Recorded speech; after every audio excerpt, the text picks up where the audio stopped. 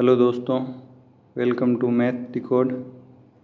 आज के इस वीडियो में हम पिछले वीडियो में जो हमने त्रिकोणमिति के कॉन्सेप्ट सीखे थे ट्रिग्नोमेट्री के, उन कॉन्सेप्ट से संबंधित कुछ एग्जाम्पल्स लेंगे, उनको सॉल्व करेंगे और कुछ नए कॉन्सेप्ट जैसे कि त्रिकोणमितीय सर्वसमीकरण उनके बारे में अध्ययन करेंगे।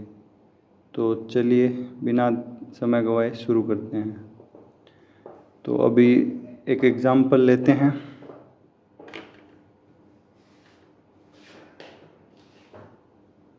ये एग्जाम्पल है जिसमें हमें 10a दिया गया है 4/3। अब इसमें हमें कोण जो a है उसके अन्य अनुपात ज्ञात करने हैं।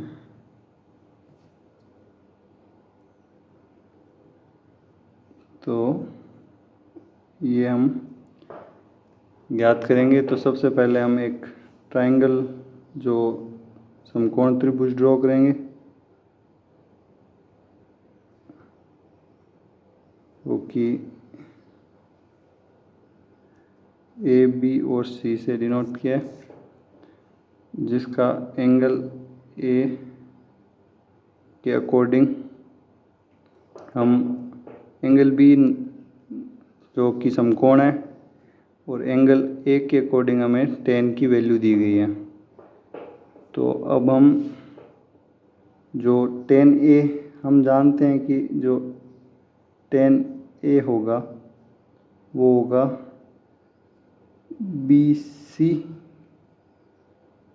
BC अपॉन AB, क्योंकि जो tan होता है वो लंब अपॉन आधार होता है।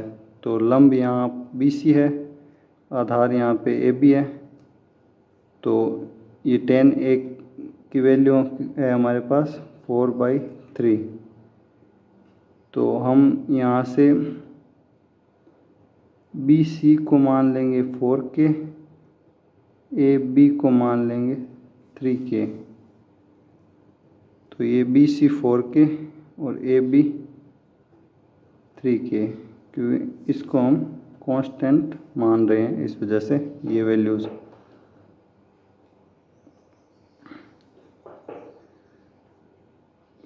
तो जो अब हम अन्य अनुपात निकालेंगे, जैसे कि साइन ए। तो साइन ए क्या होता है? साइन ए होता है लंब बटा कर्ण। तो लंब क्या है यहाँ पे? BC। कर्ण क्या है? AC। तो हमें सबसे पहले कर्ण निकालना होगा। तो कर्ण AC के लिए हम यूज करेंगे पाइथागोरस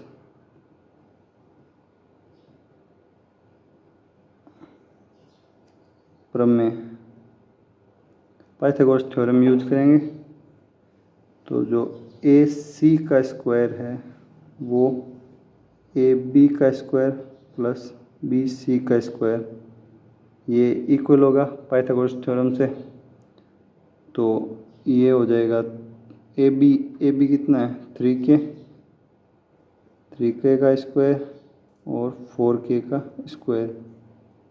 यहाँ से ये हो जाएगा 25K का स्क्वायर, क्योंकि 3K का स्क्वायर 9K स्क्वायर, 4K का स्क्वायर 16K स्क्वायर। तो यहाँ से जो AC है वो आ जाएगा 5K। AC मिल गया 5K। तो अब साइन A की वैल्यू कितनी हो जाएगी? BC 4K, AC 5K। तो ये वैल्यू आ जाएगी 4/5। ऐसे ही हम कोस A की वैल्यू निकालेंगे। कोस A क्या होता है? आधार बटे कर्ण। आधार क्या है? आधार है AB और कर्ण है AC। AB कितना है? 3K। AC कितना है? 5K। तो ये हो जाएगा 3/5। तो साइन ए मिल गया, कोस ए मिल गया, टेन ए है। अब हम निकालेंगे कोसेक ए। कोसेक ए क्या होता है? 1/साइन ए। साइन ए 4/5 है, तो ये कितना हो जाएगा? 5/4। और सेक ए कितना होता है? 1/कोस ए। और कोस ए है 3/5, तो ये हो जाएगा 5/3। और जो कोट ए है वो होता है 1/10 ए। 10 ए कितना है? 4/3, तो ये कितना हो जाएगा? 3/4। तो ऐसे करके हमने सारी वैल्यूज़ निकाल ली, सारे अनुपात निकाल लिए। अभी हमने एक एग्जाम्पल लिया और जो हमने पढ़ा था वो समझा। अब हम अपने अगले टॉपिक त्रिकोणमितीय सर्वसमीकरण के बारे में समझेंगे। तो जो त्रिकोणमितीय सर्वसमीकरण होती है वो क्या होती है? एक कोण के सभी त्रिकोणमितीय अनुपातों से संबंधित जो सर्वसमीकरण होती है उसको त्रिकोणमितीय सर्वसमीकरण कहा जाता है। तो जैसे कि एक हमारे पास समकोण त्रिभुज है ABC, जो कि B पे समकोण है, और जो कोण C है वो हम कोण लेके चलते हैं। तो अभी हम इसमें पाइथागोरस प्रमेय यूज करेंगे। तो पाइथागोरस प्रमेय के अनुसार जो AC का स्क्वायर है, जो कि कर्ण है, कर्ण का स्क्वायर लंब के स्क्वायर और आधार के स्क्वायर के सम के बराबर होता है। तो AC का स्क्वायर BC का स्क्वायर प्लस AB का स्क्वायर ये बराबर होगा, इक्वल होगा। अब प्रत्येक जो पद है उसको, प्रत्येक पद को AC के स्क्वायर से भाग देने पर, तो भाग देंगे तो ये हो जाएगा 1, ये हो जाएगा BC/AC का होल स्क्वायर प्लस AB/AC का होल स्क्वायर, ये हो गया। तो जो 1 है वो इक्वल हो गया BC/AC। BC क्या है? आधार, और AC क्या है? कर्ण। तो BC/AC क्या हो गया? कोस। तो ये हो गया कोस, जो कोस C है, C के अकॉर्डिंग ये क्या हो जाएगा? आधार बटे कर्ण। तो कोस C का ये स्क्वायर हो जाएगा, प्लस ये जो AB/AC क्या हुआ? लंब अपॉन कर्ण। तो लंब अपॉन कर्ण क्या हो जाएगा? लंब अपॉन कर्ण हो जाएगा साइन। तो साइन C का स्क्वायर। तो जो साइन, तो यहाँ से जो कोस square C plus sine square C ये किसके इक्वल हो गया? ये 1 के इक्वल हो गया।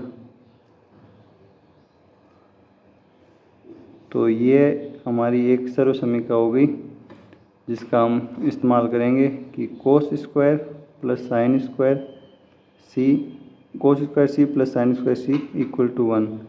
तो ये एंगल हम अगर थीटा लेते हैं तो ये cos square theta plus sine square theta is equal to 1।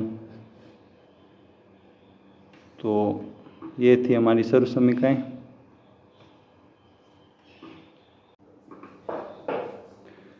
अब हम जो ये AC² equal to BC² plus AB², इसके प्रत्येक पद को AB² से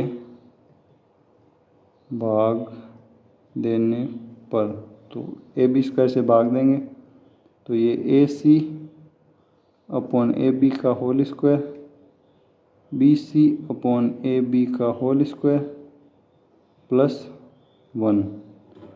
तो जो AC अपॉन AB, तो AC अपना है कर्ण और AB अपना है लंब, तो ये कर्ण बटे लंब क्या होगा, कर्ण बटे लंब कोसेक, तो ये कोसेक C का स्क्वायर और BC अपॉन AB, BC है आधार और AB क्या है लंब, तो आधार बटे लंब क्या होगा कोट, तो कोट स्क्वायर C प्लस 1। तो यहाँ से 1 plus cot square C equal to cosec square C, यह एक और हमें सर्वसमीका मिल गई, जिसको हम एंगल थीटा लेने पर 1 plus cot square theta equal to cosec square theta ऐसे लिख सकते हैं।